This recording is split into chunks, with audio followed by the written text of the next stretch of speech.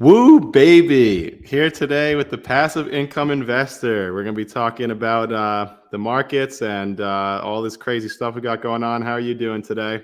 Living the dream, brother. Dealing with the escapade of market calamities. Where I live, real estate is correcting in a dramatic way that I think will evolve into the growth real estate markets. I mean, it's fun all around, to say the least. Yeah, how is that, Toronto area? I'm hoping that the US follows. I'm looking to put a down payment soon. I think Toronto's going to correct more than people are expecting it to. The surrounding Toronto area is getting just clobbered right now. Where I am specifically, the Durham region, the municipality is seeing a 30% correction since February. Most of the surrounding areas of Toronto are seeing anywhere from 10 to 30. And then Toronto right now, I think it is only down like 3 to 5, but it's going to get a lot worse just because of the divergence between people flooding out of homes right now and the amount of people buying. There's some fun charts they came up with where you're seeing like this exponential rate of people just putting homes on the market, like a lot more than they even were from a few months ago. And it's going to get bad. I think it's bad now, to be honest, especially if you're doing flips. And the worst thing about Toronto, man, is growth market. Like, we don't operate off cap rates here, right? If you're buying a rental property, you're not going to be making 5 or 6%. You're not even going to cover the mortgage with what the rental prices are here. So you're primarily fixated on those markets continuing to go up, right? So anybody that's doing fix and flips, like, they're losing an insane amount of value. A lot of guys, their stomachs are just crunching right now. It's a scary time, to say the least. In my opinion, I mean, we're dealing with it personally. My parents have been trying to sell their farm, and I'll maybe make a video on it later, but it's definitely not fun. Right. Yeah, No. you definitely should. And what's the deal? I know your interest rates are starting to go up too, I saw, right? Pretty much within tandem to the US, but we've been more aggressive than the US has. I mean, we went up 0.5% before the Fed even announced they were going to do 0.5% hikes, because I think they were starting at quarter basis points. But they just did another one, today? I think was it yesterday or today? They did another half point rate hike. Crazy thing though is I'm really intrigued to see what's going to happen with people looking for investment vehicles that have more stability, right? Because right now we have like GICs, a lot of things like bonds and government loans, right? And I've noticed a lot of people talking about I bonds in the US that have been paying like 9%. GICs here are kind of like lock your money up, get that interest rate. But when I opened up a GIC, which I never used, I don't think it was a locked interest rate. So it was probably the lowest I could get was 1%. And now I've realized that GICs are getting upwards to 4%. So the question you kind of got to ask yourself here is like, when you have money and you're looking for places of stability, and now all of a sudden you're getting, higher than a lot of stocks paying dividends just from government-backed loans, with no volatility and no downside risk. I mean, it really makes an intriguing case of like, people might actually start using those as investment vehicles again. Because when was the last time anyone's talked about buying bonds in this market? And not since I've been investing. I mean, the market's done nothing but go up for several. Why would you buy a bond when the market's been doing 13, to 15% annualized? Is nuts, right? So Yeah, they've definitely been irrelevant. Same for me. Yeah, basically since I got serious about investing too. This market, I've been reading. I got myself a little newspaper subscription. It was a good decision because I'm really in touch. I feel like with everything day to day going on. And the way I see it, I mean, I would love to get your thoughts on this market, where we're going to go from here. Because the way I see it is like inflation's high. The Fed is not going to stop increasing rates until inflation comes down. And I don't really see inflation steadily dropping anytime soon. Not when you've got all these issues with, Russia, Ukraine definitely doesn't help. China lockdowns don't help. What are your thoughts on inflation and, what the next 6 to 18 months, I guess, could look like? This is by far one of the trickiest markets to wrap your mind around, because it's such a polarizing ideology between the bears and the bulls right now, and people that are highly pessimistic.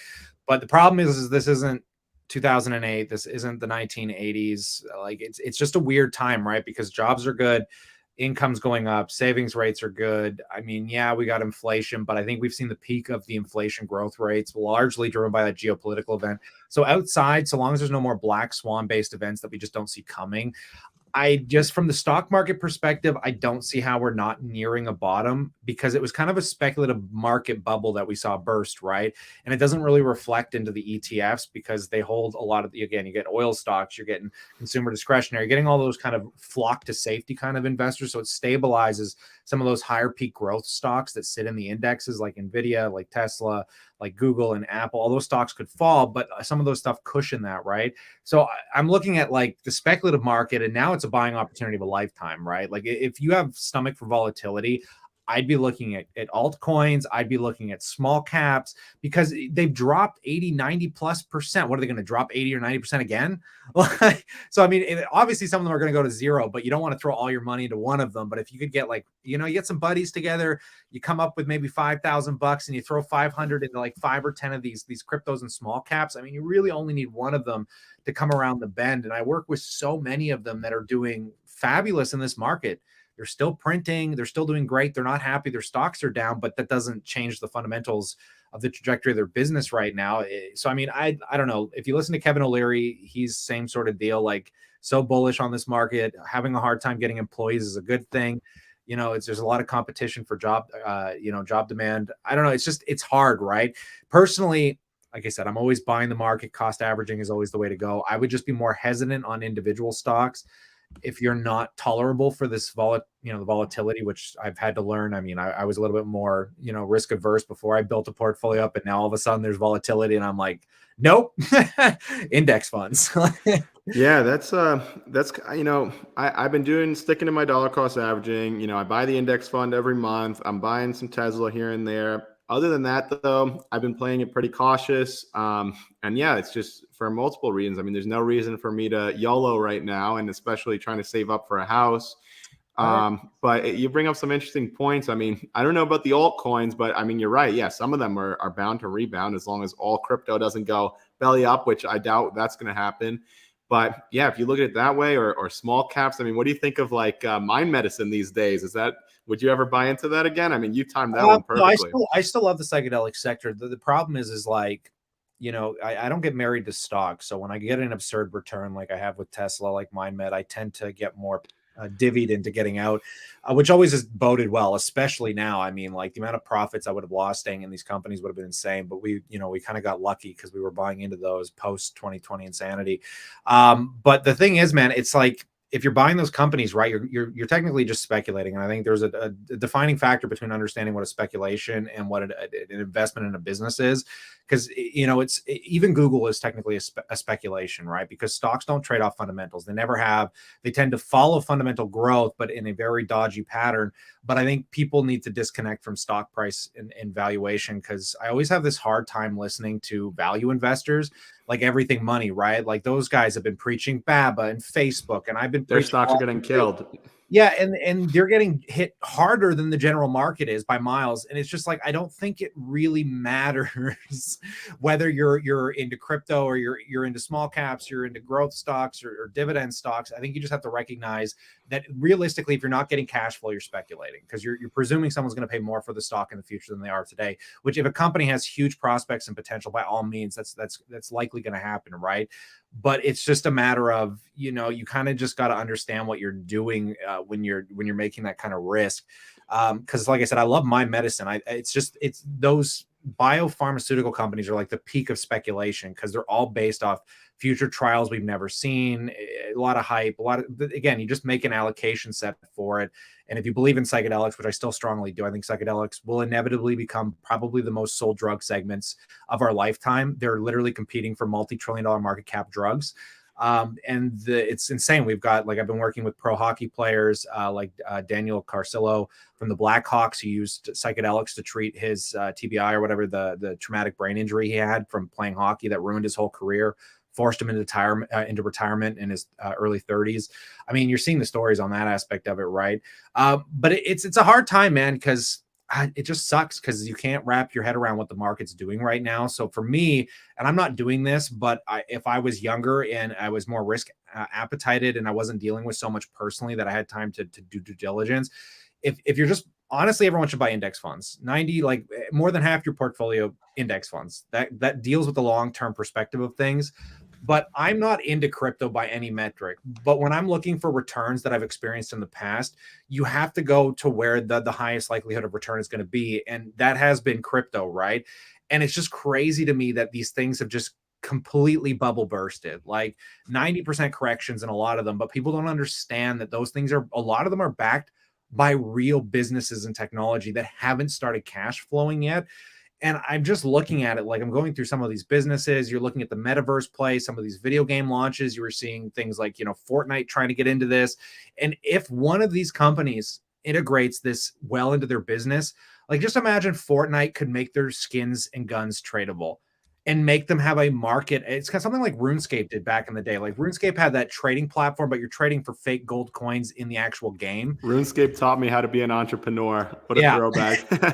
So if you could bring that into a real world function that has real dollar allocation sets to it, or even crypto that's tradable for real dollar exchange value, I mean, it would be unreal. I mean, Fortnite could double their value and income within a year or two, right? So I just feel like people are underestimating at this point, and they've completely written off the. I mean, look at Kevin O'Leary. Like, he owns so many cryptos, it's insane. But he probably sees it the same way I see it, which is like, you need one of these to work out, Right. just one of them, and you're talking about thousands of X return.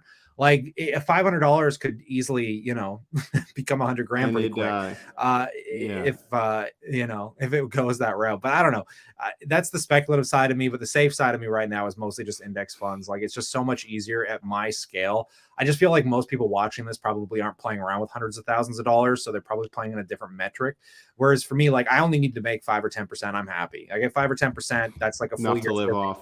Yeah. If I don't screw that up, I'm set for the rest of my life. So I'm trying not to be too speculative.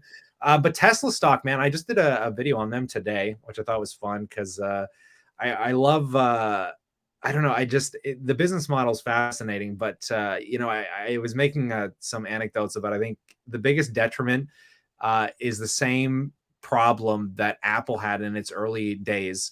I shared a clip that I found. That's a marvelous clip from, I think it was from 1983, when Steve Jobs was speaking at the International Design Conference. And he literally in 1983 described the tablet, and he wanted a product like that. He had the vision.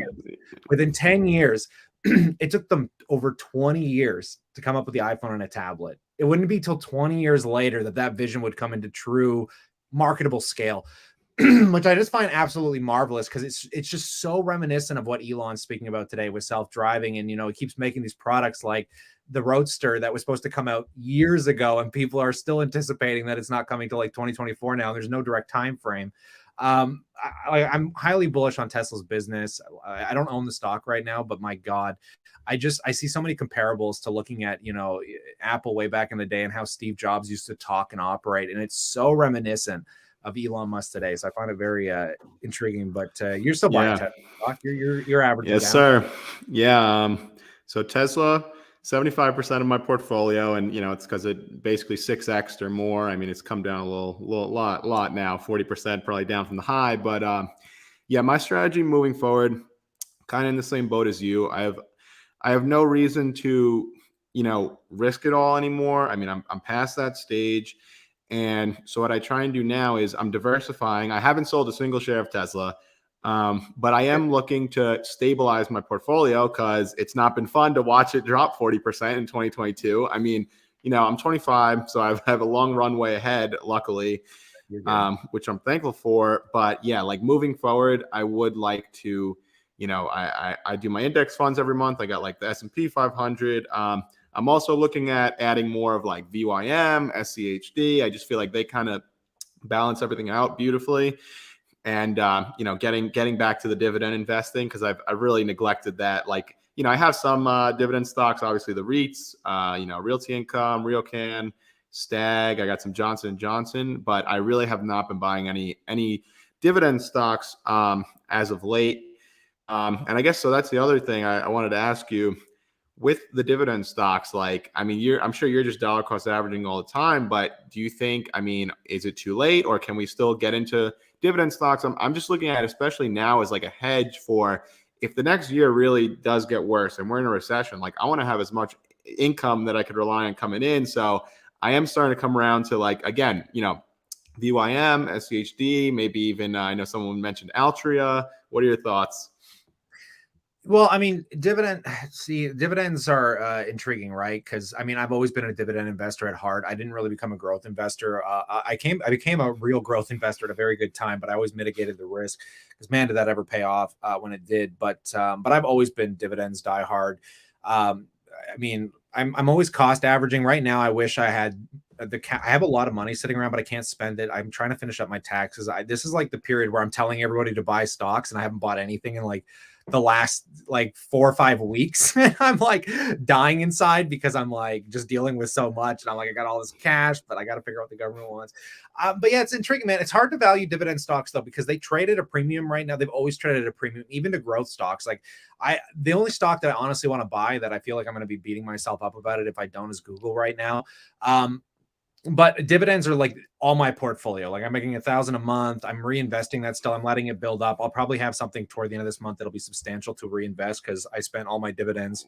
The last quarter was a big check, and dividends aren't consistent, right? So they usually pay quarterly or whatever. So you kind of get into these month lulls where maybe you're making a few $100 or whatever, which for me isn't substantial enough to make an investment with. So I kind of just leave it there. That's like 2 tanks of gas these days. Yeah. It's gotta be patient with it. But I was just watching something really intriguing too about dividends. Is just a side note because I think this will be relatable to a lot of people, right? Because it takes a long time to build up that dividend income. And honestly, I'm kind of more or less just doing it through ETFs like you are with, say, things like VYM. I really like Johnson and Johnson and Pepsi and those companies. It's hard to understand the values because they trade so richly. They always really have, but it's kind of just a safe haven for people. Like I said, stocks don't technically trade off fundamentals. They never really do. But I found it interesting because this guy made a good point that like, he's like, I invested $10,000 and I was able to get like a 4% dividend yield. So that was $400 a year. He's like, I invested $10,000 into my business. And within the first 2 years, I made over $1 million. So he's like, take it for, it's just, I don't know. Investing is like this broad net that like you kind of have to jump through all the different hoops and see what everyone's doing, and then kind of allocate all the strategies into kind of one direction for yourself. Because this is why it's hard to tell someone how to invest, right? Because like you're saying, like you're young, it's all like age, what your income. Everyone's circumstance is different. Yeah, it's so circumstantial, which will dictate what you should be buying. Because like in my early days of investing, I mean, I only bought 2 stocks. And those 2 stocks, I mean, one of them dropped in half. My portfolio was down 40% within the first 6 months. I didn't see a positive return for a year and 4 months. I mean, I lived through the early days of it. But the best part about that was those early days, I didn't have a lot of money. I mean, I must have been investing maybe 4 or 5K. So to lose a couple grand, who gives a crap? I can make that back in a month or two, right? But the funny thing was those 2 stocks was Canopy Growth Corp and Northland Power. I still hold Northland Power. Solid, yeah. You weren't. These growth stocks are the worst, man, because I've always bought them right when they drop. Same thing with Tesla. Like I bought Tesla in 2019 right before it dropped 50%. And I didn't sell. I didn't buy a whole lot. That's about when I started buying too. And then it ripped like 1,000% right after. I started buying it. It was 300 pre-split, so I guess like $60 now. Dropped all the way down to 180, I think was the low. So what would that be, like $35 now? And so that's funny though. You only had 2 stocks, but they weren't like meme stocks. Those are 2 solid companies, and it just takes a few years. Back then, man, they didn't even exist. Yeah. There was no such thing as meme stocks when I was investing back then. And I think that's the other problem too. Is like people look at dividend stocks and they're like 5-10% return. Like that's a waste of my time because we've just gotten so spoiled. I think the last 2 years, everyone thinks everything is going to go up 100%. And I think that's what's about to play out the next 12 months is that is no longer the case. And, those opportunities are going to be few and far between. And like, I think we're getting back to how investing is supposed to be where, a lot of these investments you're making, even Tesla right now, like I'm not expecting anything for the next year. If it trades sideways, if it goes down another 50%, like I'll just be buying more, but I'm not like factoring in like a huge upswing. I think all these plays are going to take years now to play out. And, whether we go sideways and the valuations kind of take some time to catch up or, the naysayers. Yeah. I'm always optimistic on the markets here, man. I think my biggest bullish sentiment right now is that for some reason, people keep thinking that the markets will presume what's going to happen in the future and they'll price it in. Like when we first started hearing about rate hikes, the market started coming down at the beginning of the year, right?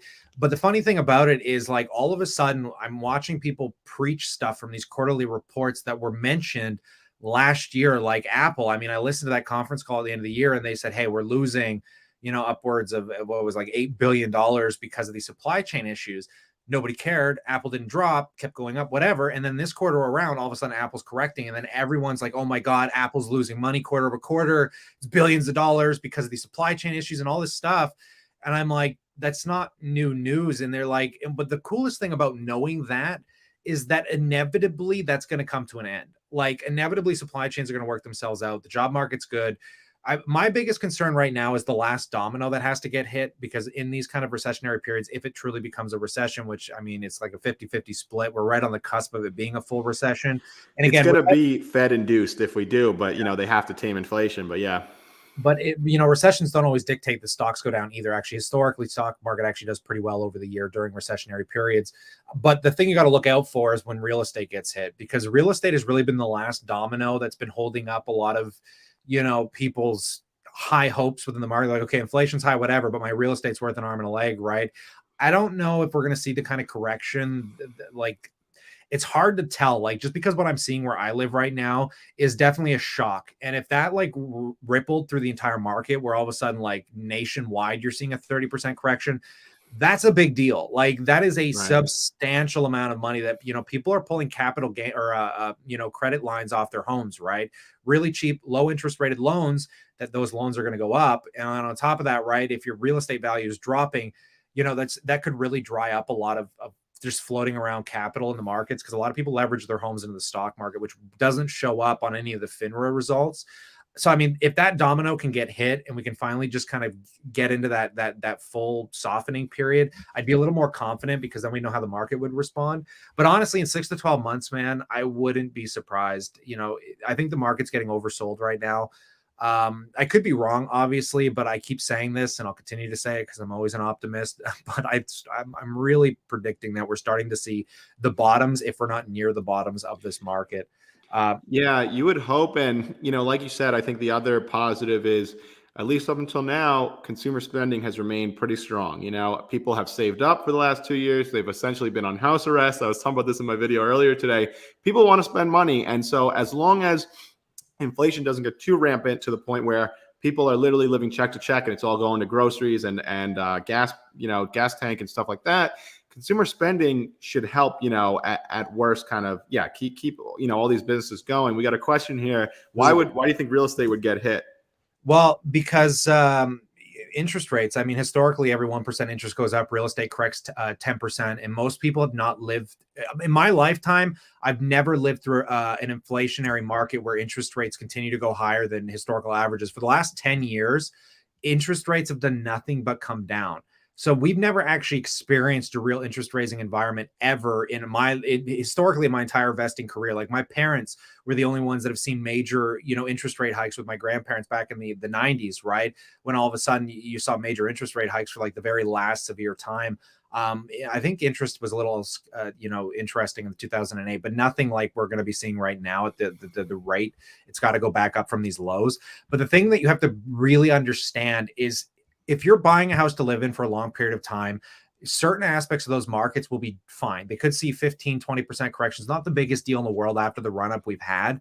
But the places that are going to clobber the real estate market is the speculative side of it. Every speculative market is going to get devastated. Again, crypto, small caps, companies that don't have EPS, everything future forward looking. Go talk to any developer right now or buy and flippers. I mean, I've been listening to buy and flippers and their stomachs are sinking. They have to reframework their entire business because homes aren't selling now.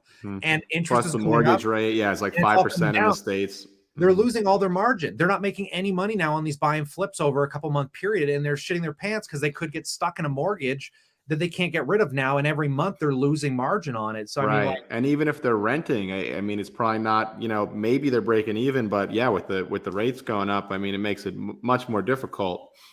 And again, the thing is this is going to happen in steps, because right now, anybody, like, again, speaking from the market that I'm in, February was the peak of the Toronto real estate market, the surrounding area. Since then, it has been drastically correcting. Like, by the definition of a crash, 30% correction in certain areas over a 2-month period is by far the definition of a crash, right? So the scary thing is can that hit the rest of the growth markets? And we're going to find out in the next month or two, because interest is doing these big stepping stones. So anybody that got a mortgage, say 3 months ago, they're going to see a massive correction. But again, if you're buying it to live in it for a long period of time, fine.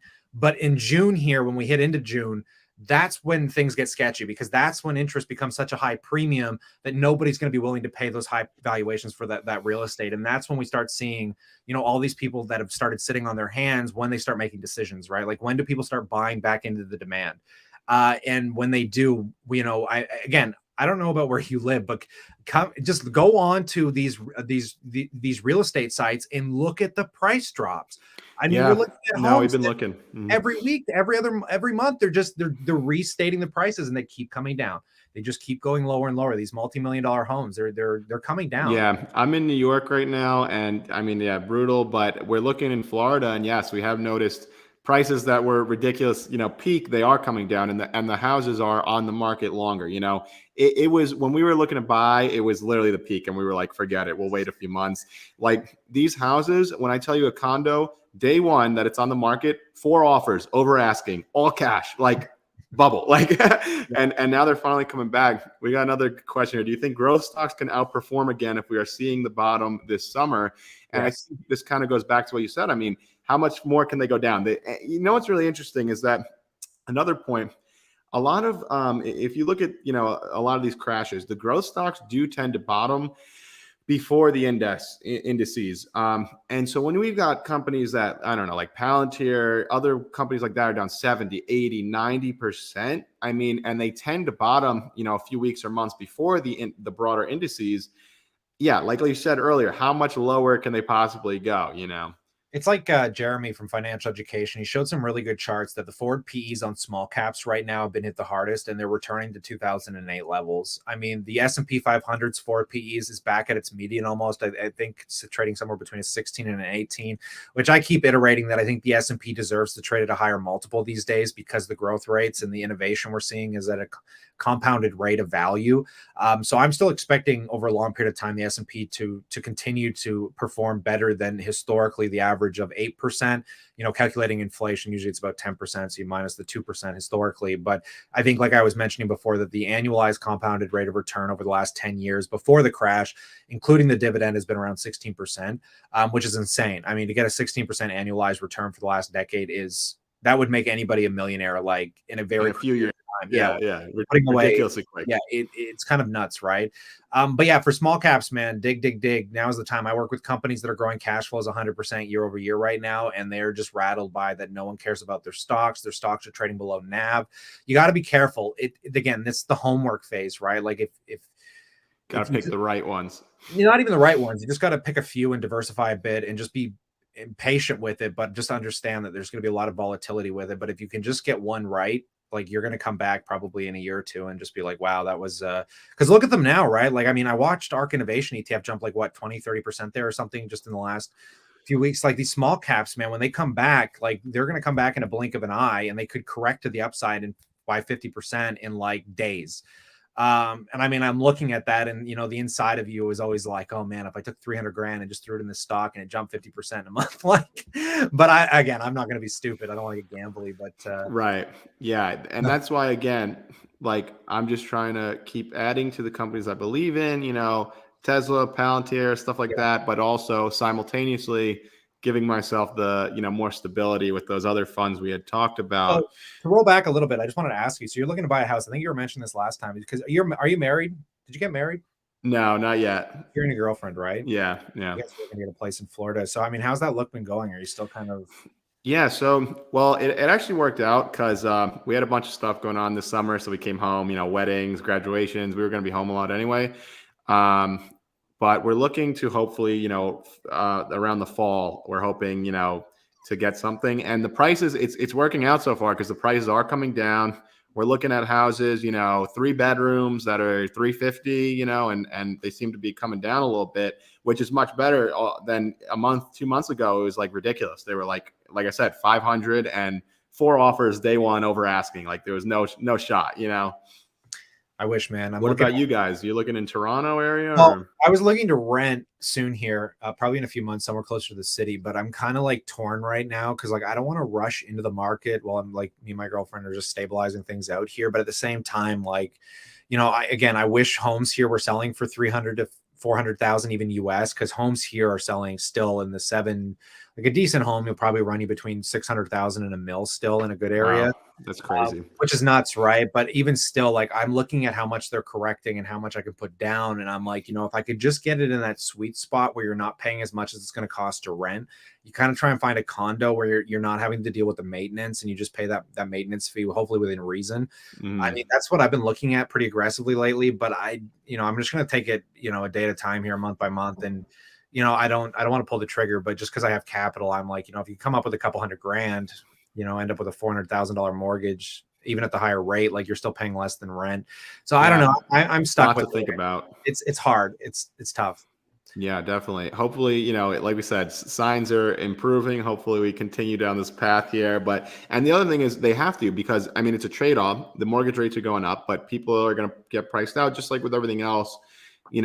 Housing demand is going to dwindle away here the more these rates increase, and it'll make it harder for us buyers. But, hopefully the housing prices come down and it'll work out.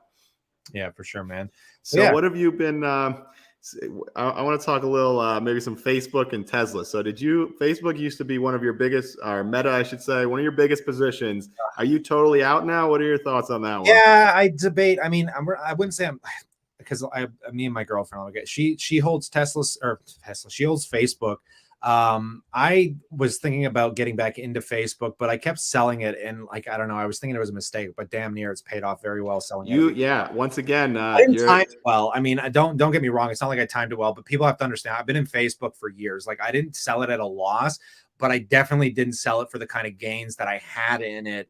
And I was selling out between like when it crashed between like the 250s and I think the 230 range. And I just decided to get out of it because I was going more the ETF route just to see what would happen. I mean, me selling out of, Apple, I was selling out at the beginning of the year, got rid of all my Microsoft between like the first 3 months. God damn, that has saved me a substantial amount of downside, because I think my whole downside at this point is like 6%. Like I'm outperforming the market pretty luckily to the downside, but pure luck. I mean, I didn't know what was going on. My stomach was just changing. If you go back to those videos, I was in and out of ETFs debating on what I was buying constantly. I did more trading this year than I've done in my entire investing history. Because again, like I'm not a genius. I don't know what I'm doing. I kind of just take it day by day, and my emotions will flip flop in my head.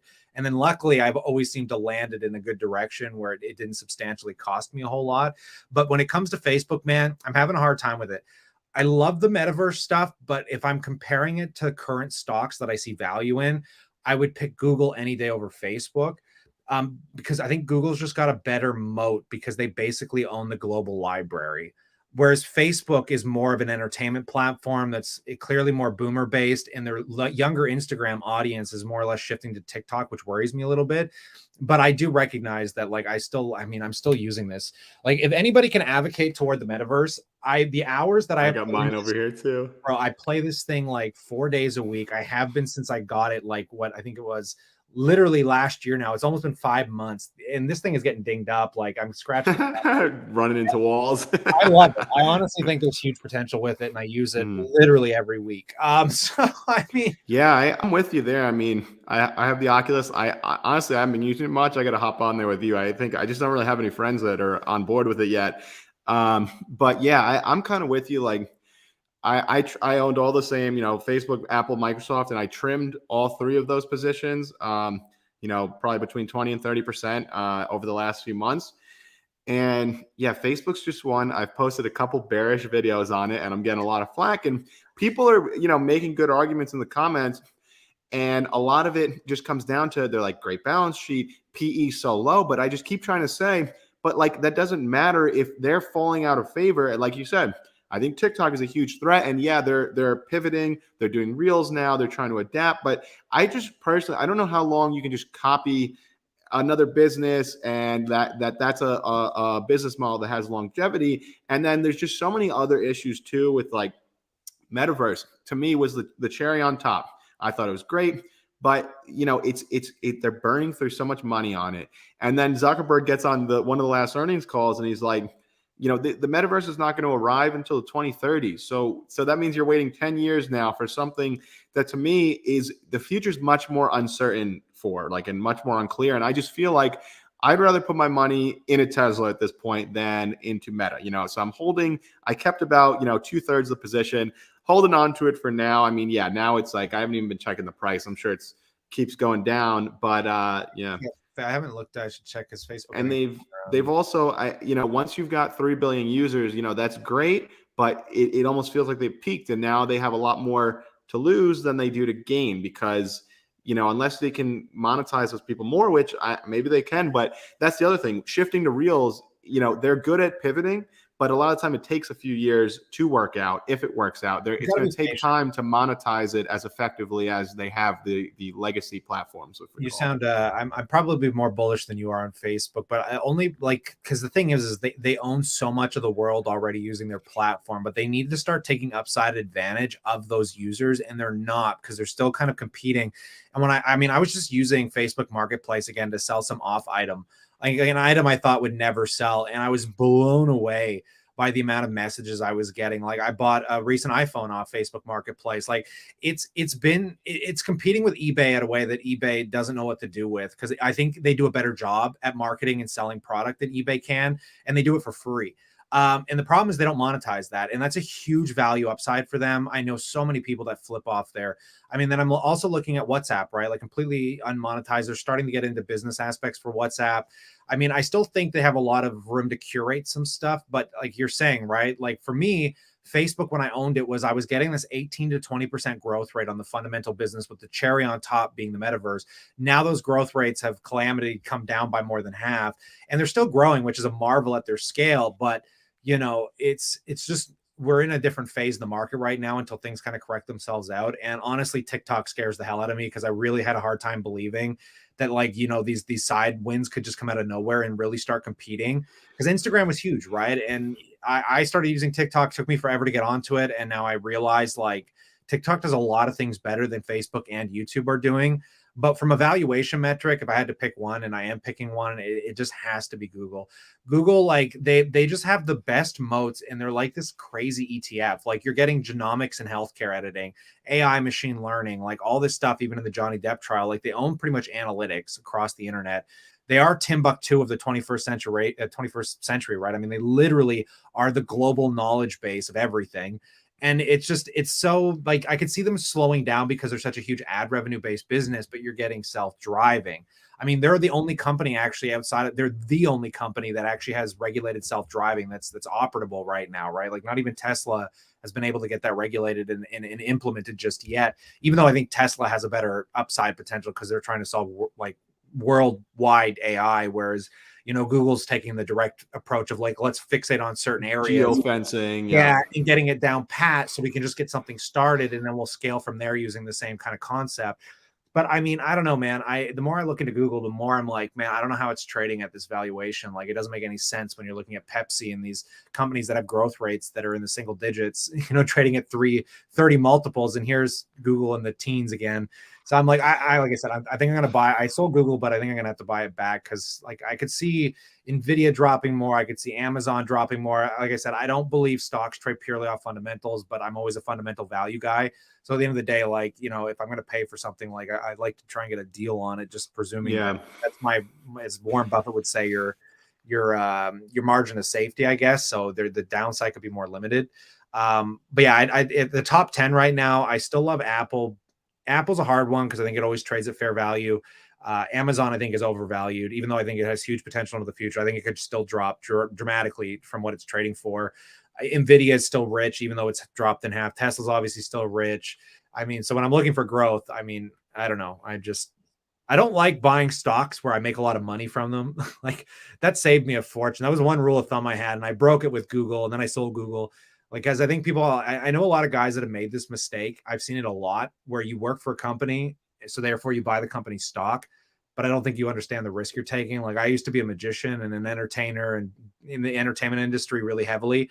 And I always thought about buying MGM and, like, you're doubling up basically. Yeah. But you don't realize that your risk allocation is far too dense at that point. And if I did that, I'd have got wrecked, because I lost my entire career in the pandemic, and all those casinos got wrecked. And I'm like, thank God. But I work basically for Google now. But damn, man, I don't know. Google, it makes my head go nuts when I look at that business. Michael Burry's buying it. Like, some people are, I think, seeing the same thing I'm seeing, and I'm like, God damn, 10 years from now, if I had to make a price prediction, I think Google Yeah. has real opportunity behind it. That's what it's so crazy because all the companies just mentioned, especially, Google, Nvidia, Amazon, even, there's just so many great companies that you can make such a huge bullish case for. But this is what I've been struggling with lately is like, yeah, I own some Google too.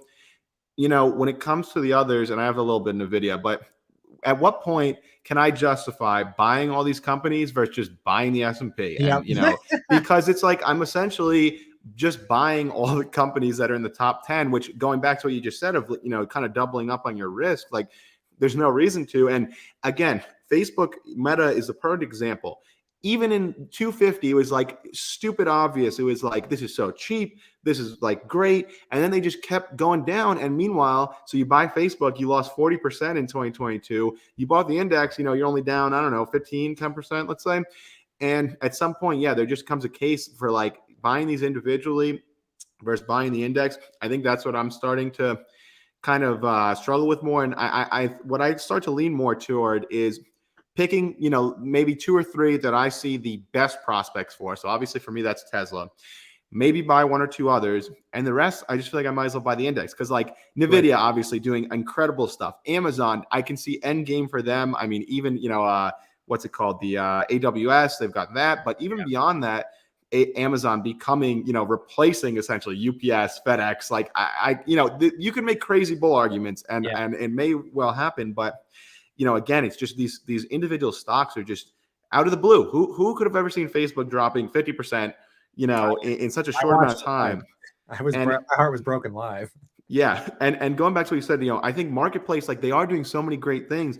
Marketplace is amazing. They're going to destroy eBay. And I did notice like they are starting to monetize it a little bit. I know when you ship items, at least in the States here, I think they take like 5% or something, which again, eBay takes 15%. It's a no-brainer. Like people are going to use Marketplace. Like you're able to ship around the country at least now. I don't know about the globe. So yeah, there's definitely strength still for Facebook, or Meta. But when it comes down to it, if I have to pick, do I want to put my money in Tesla or Facebook? It's always Tesla for me. I don't blame you, but you have a long-term perspective, right? And we're young. I mean, the point is looking 10, 20 years out of the minimum, in my opinion, because even a 3 to 5 year outlook is very challenging. But like you said, I want to just iterate one thing for anybody watching this from the index perspective. And another reason that I think indexes, especially things like VOO or SPY, are going to outperform is for those people that don't know, they're market cap weighted. So there's the way those things work is through a function of market cap. So a stock is dictated at the weighting by how big its market cap is. So it's kind of weans out the losers and auto weights the best performers, right? Like, I mean, if you bought Apple anytime in the last, like I bought Apple and I almost got 1,000% return on it because it was one of my early day stocks. And it blows my mind looking at that. Like I can't get over that because it's been the S&P top 10 now. Imagine that. If you just bought the top weighted company on the S&P top 10, you would have got like penny stock type returns. So even though they've had the largest market cap, and I thought the same thing, like how there's literally, for as long as I've held Apple, I always said, now it's reached the 1 trillion. I remember that big celebration. I'm like, do you know how hard it's going to be for them to go from 1 trillion to 2? Like that. That's what everyone was thinking. So fast. Believe how fast. What was it? 2 years? 2 years? Crazy. It was insane. It was insane, right? So the fun thing now, though, is these just like you're mentioning, like Tesla, Nvidia, these phenomenal companies that have like the best growth prospects. They're all in the top weighting now. And because they've gotten the most attention and they've taken the biggest market cap capabilities, they're now making up over 30% of the S&P top 10. I remember looking at that was another reason that I actually started buying the indexes, because I came to the same conclusion you did. But I looked at the weightings now and I'm like, man, when it's a little scary. When I looked at VOO years ago, it was like 20, 23%. Now it's over 30. And again, it's another, it's so top heavy, but again, like I can make the argument the other way. Like these companies are fantastic. We have never had, it's not like, I don't think it's like 20 years ago where, the biggest companies were Exxon, GE. They're just so much easier to disrupt. Whereas technology companies, I mean, they're at the forefront here. Like, how do you dethrone Apple? And maybe this is what they said 20 years ago, but I mean, you would think like they've got the best talent. They kind of have a finger on the pulse. You would think. I just feel like you'll be able to see it coming. Like it's not going to be a drastic in and out. I mean, who knows? But that's just the way I feel about it. Like they're carrying the market, especially the last couple of years. They've just done. I mean, the pandemic, played right into their hands. It obviously helped them. But, those companies, I just feel like are not going anywhere anytime soon.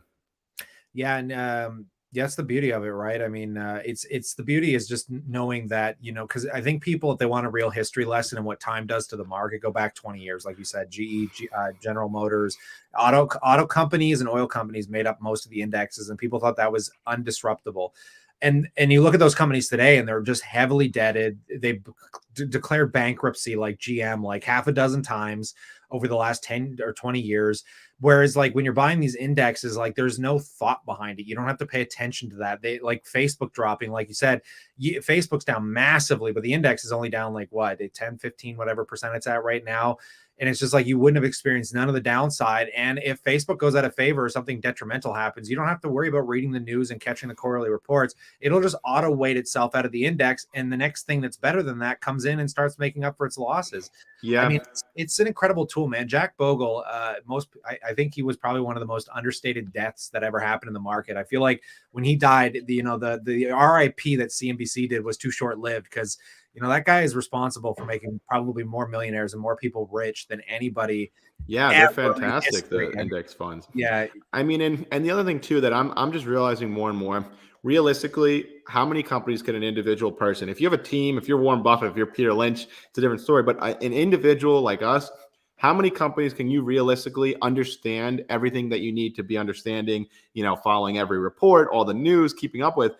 It's a handful at best, like it's really tough, like to really understand companies to the level that you should, to really, if you were going to put your entire portfolio in like 5 companies, you got to know these companies like the back of your hand. And it's difficult, especially, if you have a full-time job. I mean, it's tough, Yeah, I'm just actually scrolling back because I like putting this in perspective, because everybody wants to be like Warren Buffett. I don't like boasting or bragging as much, but in these markets, at the end of the day, the only person that can boast is somebody that has returns, that doesn't like bullshit. And I've managed to outperform all of these fund investors, I think by pure luck. I don't know what it is. I've had a graceful last. You're too modest.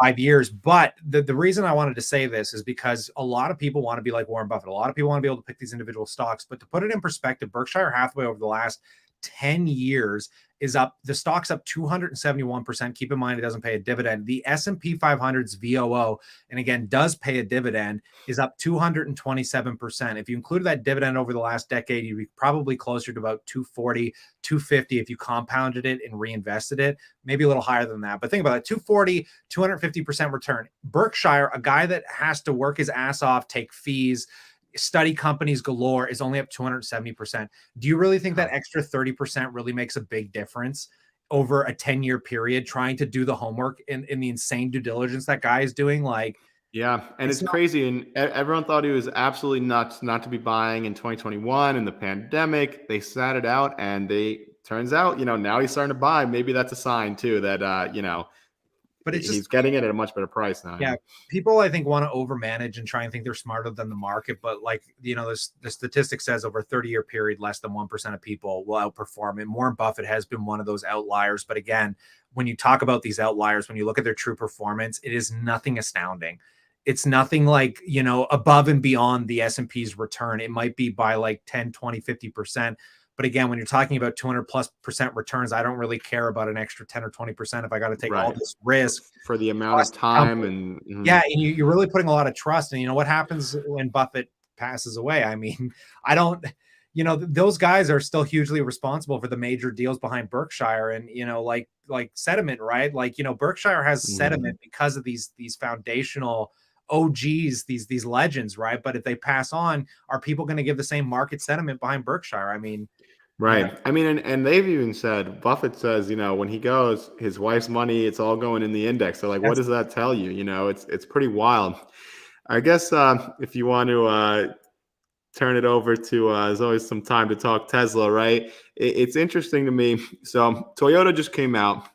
They said that they're going to build 3 million or 3.5 million electric vehicles by 2030. 2030.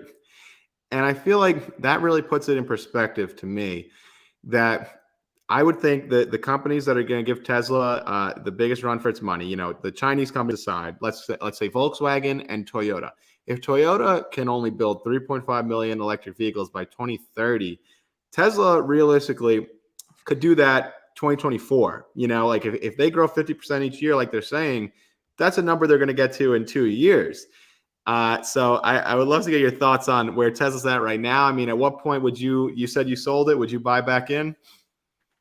I have a hard time with Tesla right now because, again, like when I'm comparing it to stocks, trying to find that margin of safety, that's something that Tesla doesn't have. To me, it's highly speculative because it's off a lot of the future stuff, right? I love the business. I've always kept stating Tesla's a 2030, 24 time frame sort of a thing for me. If I was buying it like you, I'd be looking a decade out because that's when the fundamentals will really start to exacerbate. The problem Tesla has right now is you can tell that they're going to reach capacity very soon. When I mean soon, I mean in the next maybe 2 to 5 years, because they're done building factories.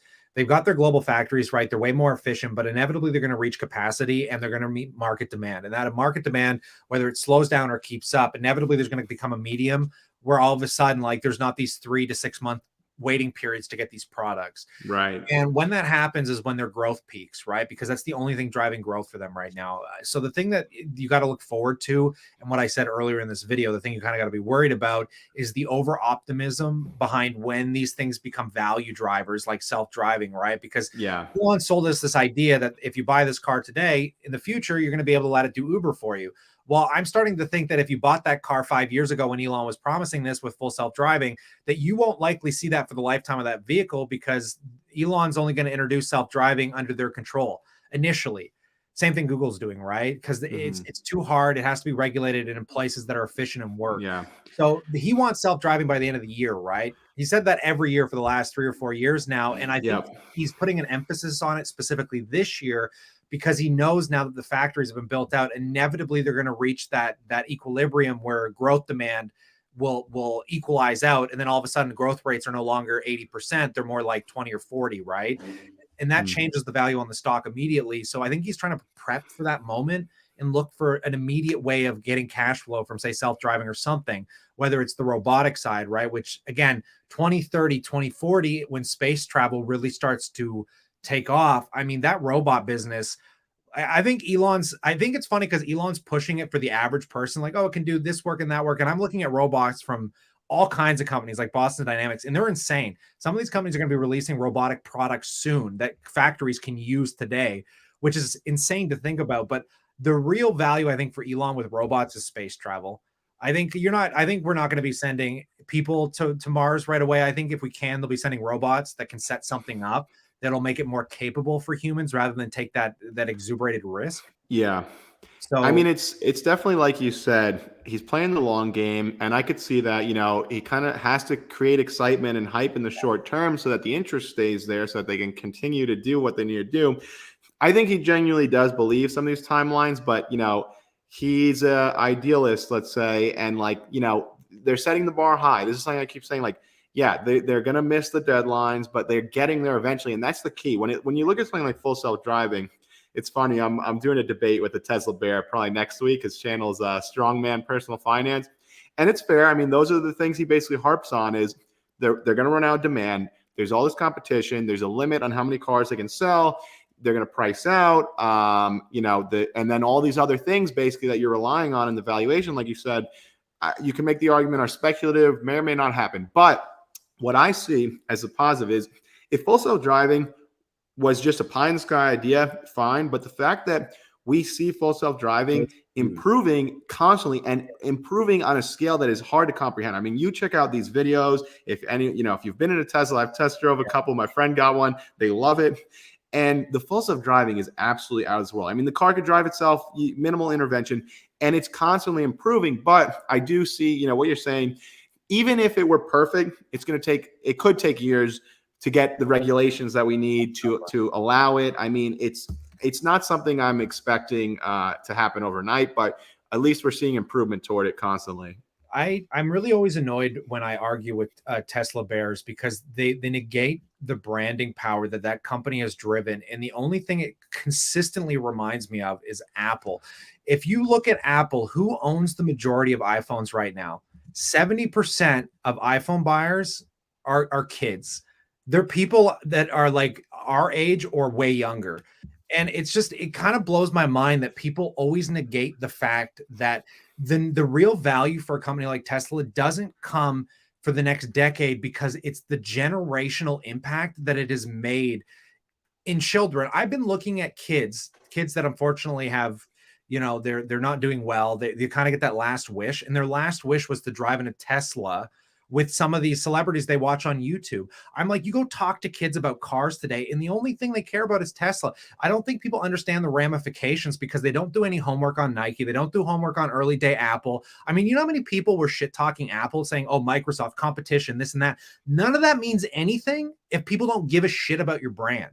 So it's like, I don't think people understand that the long-term ramifications for that are going to be in the trillions. It's going to be insane, because every kid getting a driver's license in the next 5 to 10 years, unlike a Lamborghini or a Ferrari or a Bugatti, they can actually afford a Tesla. Do you know what that's going to do for that business? Like, people are missing that, and it blows my mind. And that's the whole other thing is like, yeah, we know their technology is 5 years ahead. They're way ahead. But yes, the branding is such an important factor that it doesn't get any credit because it's hard to measure. But it's like you said, I mean, look at Apple, look at the iPhone. There's phones out there that are 10 times better, but people keep buying the iPhone because they have that branding. And like you said, Apple, Nike, I mean, there's so much that goes into this. And like you said, it's funny. I was at a wedding a couple weekends ago. Bro, the universe, it just comes to me. I don't even seek out talking about Tesla. This girl behind me is saying, oh, she's a teacher, talking to her friends. Yeah, all my students' parents, they all drive Teslas. And I'm like, do, like turned around, had to talk about it. You're right. It's like, and all the young people want Teslas. Nobody cares about GM and Corvettes. And it's like you said, they're affordable, they're high tech. It's so cool. And like, there's something there that is harder to measure, but has a huge impact, astronomically invaluable, in my opinion. Branding is the most, it takes, it's like a celebrity, like Johnny Depp, right? Like, it takes a lifetime to build a career and 1 second to ruin it. And I mean, like, and I don't think people understand like the value of that when it comes to, if you can just make the product sustainable and actually functional and something people like, and you inspire an entire generation.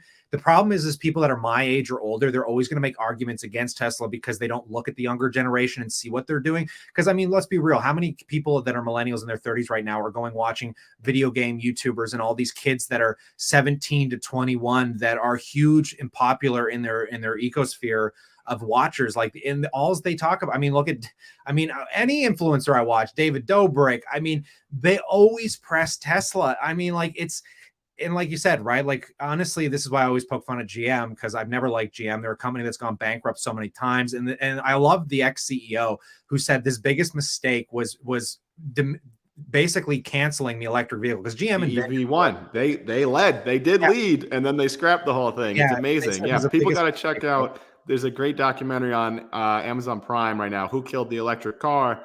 GM led in 2000, and then they scrapped the whole thing. Yeah, it's like I said, I'm not going to argue with bears on it, because the valuation, I get it. That stock and company are two different things. I look at Tesla as a business model that will likely be one of the largest market cap companies, if not the largest market cap company.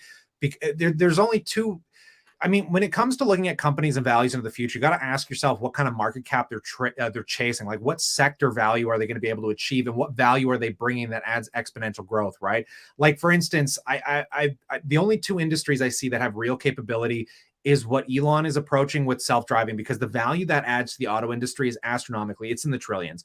I mean, we were talking about this, like ordering a bus. If it becomes cheaper for you to order a Tesla that you don't have to pay a driver for to take you somewhere than it does to get on a bus, it is going to change everybody. Like, no one's going to wait for a bus anymore. They're going to use their Uber app and they're going to get a Tesla because it's just going to be convenient, cheaper. Mm-hmm. Yeah, and they don't want to sit on a bus with a bunch of people and wait for it to come when they can just order one because it's down the road.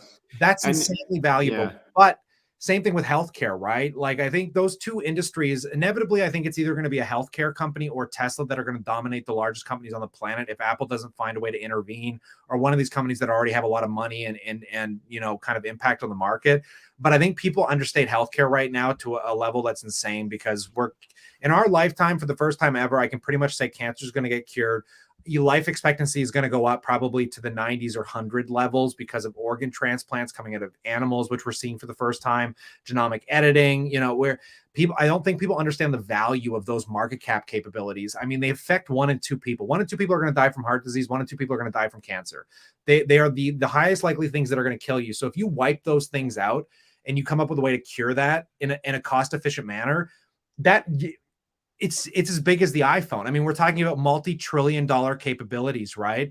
So, I mean, I think people need to understand that if you're looking for investments in individual vehicles, you kind of got to ask yourself over a 30-year time period, what's going to have the largest impact on humanity by market cap capability? And it's Tesla, obviously, robots, energy, storage, batteries, vehicles, all that vertical integration is like what Amazon's doing. It's massive. It's huge. But I think it's bigger than Amazon just because the market cap capabilities of autos will drastically go beyond any industry, especially when you start talking about the other facets of that business. And then same with healthcare, man. Healthcare, it affects everybody. And if you can cure the biggest healthcare problems, I mean, people think cancer right now, everybody does these cancer treatments because they make trillions of dollars or something. They don't make any money. I mean, like, if you think cancer treatment makes big money, it doesn't. Sure, these companies are making billions of dollars off this, doing these chemo treatments and shit like that. But that is insurmountable to what the value of actually curing long stage cancer would be. It would be tenfold whatever the current treatments are, because the current treatments kill you. My buddy has stage 4 cancer. Unfortunately, he's probably going to pass away in the next few months. It's horrific. And the shit they're putting him through, I've talked to doctors and they said in the next 10 or 20 years, we're going to look back and it's going to look like the prehistoric days of how we used to torture people with crimes that were like based off witchery. He's like, the fact that we're using these barbaric treatments to cure these diseases is going to look insane 20 years from now. People don't understand how fast it's evolving. I don't doubt it. And I think a lot of it is preventative too. We got to focus more on, and also, kind of comes back to things like cannabis, psychedelics that are just at least for easing pain and just treating a lot of these mental disorders and like ADHD, depression. There's better options that are going to start coming out. Josh Storm asked a good question. Is Tesla cutting white collar workers bearish for Tesla? Perfect name here, Josh Storm. I don't think so. I think that they're preparing for the coming storm. And I think we got a first warning at the beginning of the year, and back in November, I think the market peaked when Satya Nadella and the other big boys, CEO of Microsoft, starts unloading a ton of shares. I was talking about this in the group chat today. Yeah. Started selling a ton of shares. They knew what was coming. Elon Musk is very worried about the economy, what's coming. So they're getting ahead of the curve here. I mean, it's either do it now and run a light, efficient operation to save pain later, or wait till it's too late. And, like we were saying earlier, you said maybe the demand could dry up and they're going to have to do it and it'll hurt even more then. It's efficiency too, right? Like sometimes people think because demand's slowing down. No, maybe it's just to make things more efficient and more nimble. But I like the next question. I think you answered that question perfectly. And he says, if we use cars instead of buses, the road. See, this is something that Elon stated. And I got it in a big debate with Matt, because Matt seems to think that like the auto industry's kind of peaked. And if self-driving takes over, there'll be less cars on the road. And I think it's the exact opposite. I think if you made cars more accessible to the global reach of lower income people, that there's going to be an insane amount of vehicles on the road to like a level that's just going to get nuts. Because again, just think about transportation with tractor trailers. Think about all those dozens of people when you're driving through the city sitting at those bus stops.